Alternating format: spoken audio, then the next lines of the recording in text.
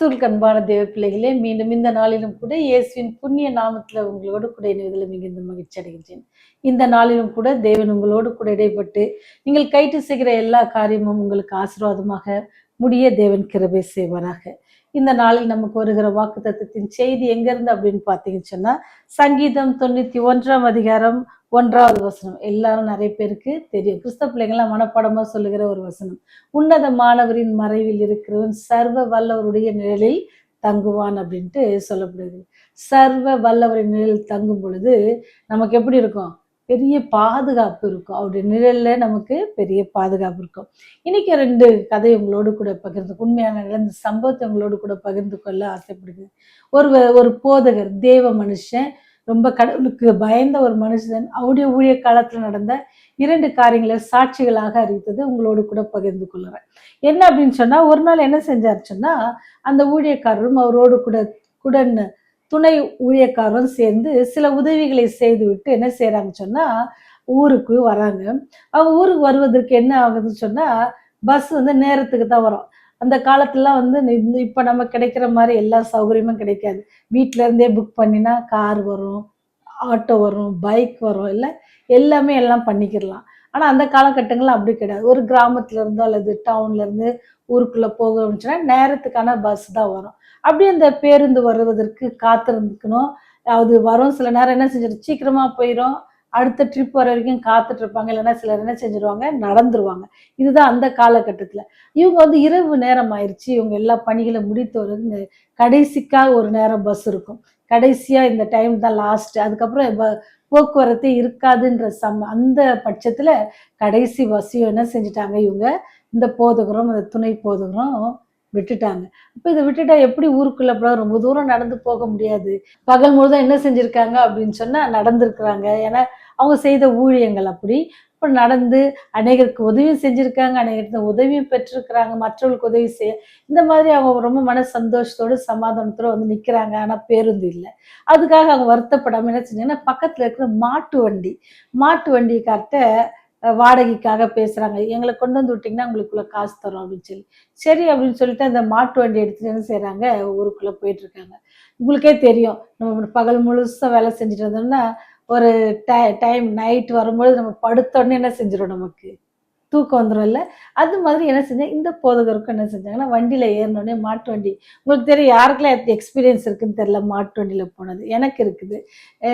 ஒரு இடத்துல இருந்து மாட்டு வண்டியில் போகும்போது அது எப்படி நல்லா ஆடி ஆடி போகல, மாடு நடக்கிற மாதிரி என்ன செய்யும், வண்டி அழகா இருக்கும். நமக்கு அந்த வீல் அப்படி சுத்தும் பொழுது ஒரு சத்தத்தோட ஒரு சின்ன ஒரு மூமெண்ட் இருக்கும்.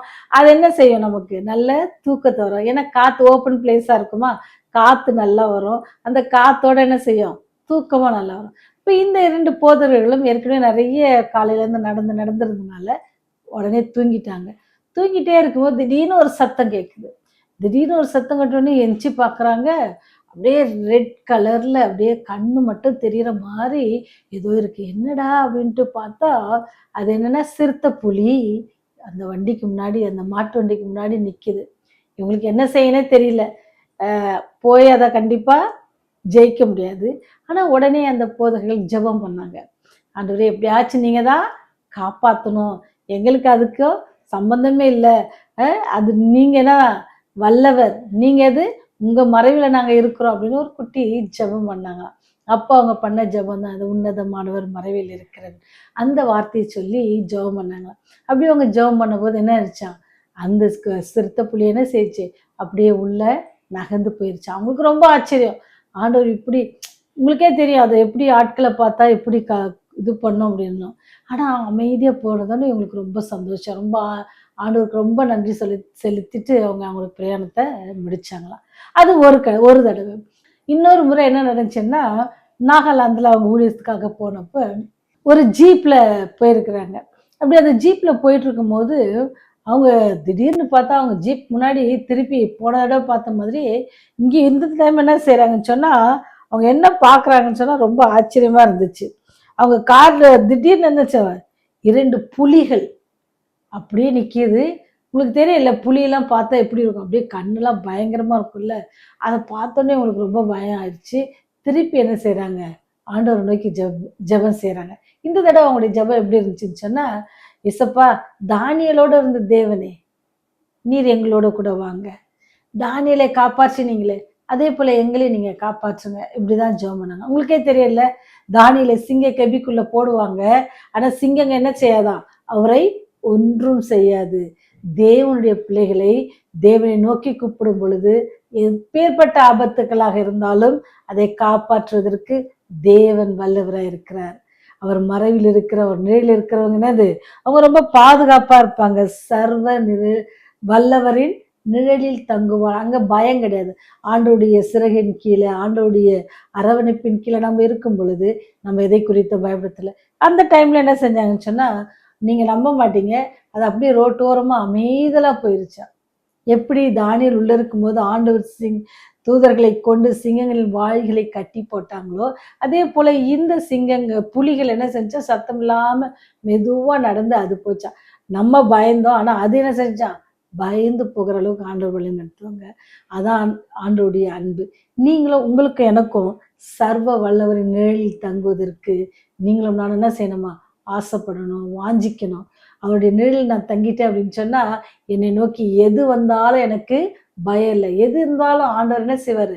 காப்பாற்ற வல்லவராக இருக்கார். அப்பேற்பட்ட வல்லமுள்ள தேவன் இன்று உங்களோடு கூட, எப்பொழுதும் உங்களோடு கூட இருக்க ஆசைப்படுறாரு. நீங்க அவருடைய நிழல் தங்க ஆசைப்படுறீங்களா? அப்படி ஆசைப்படுவீங்கன்னா நம்ம ஜெபம் செய்வோமா?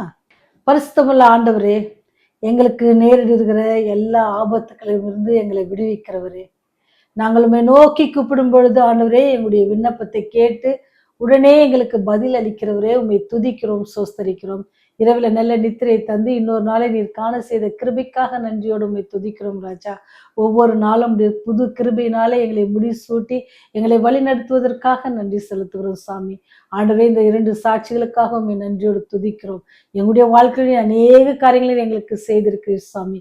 இந்த போதகர் மாதிரி நாங்களும் நீர் எங்களுக்கு பாராட்டின கிருபையை குறித்து அநேகரிடத்தில் நாங்கள் சொல்லத்தக்கதாகவும், அநேகருக்கு உடைய அன்பை நாங்கள் எடுத்துரைக்கிற பிள்ளைகளாகவும் இருக்க கிருபை செய்யுங்க. எங்களுடைய குற்றங்கள், குறைகள், பாவங்கள், மீறுதல்கள், தவறுகள், தப்பிதங்கள் எல்லாவற்றையும் ஒரு விசை கூட நீர் மன்னித்தாண்டூரே. அந்த கல்வாரி சிலுவையின் பாதத்தில் எங்களை நாங்கள் சமர்ப்பிக்கிறோம். நீர் எங்களை ஏற்றுக்கொள்ளுங்க, எங்களை வழி நடத்துங்க. இயேசுவின் வழியை ஜெபிக்கிறோம் ஜீவனுள்ள பரலோக பிதாவே. ஆமென், ஆமென்.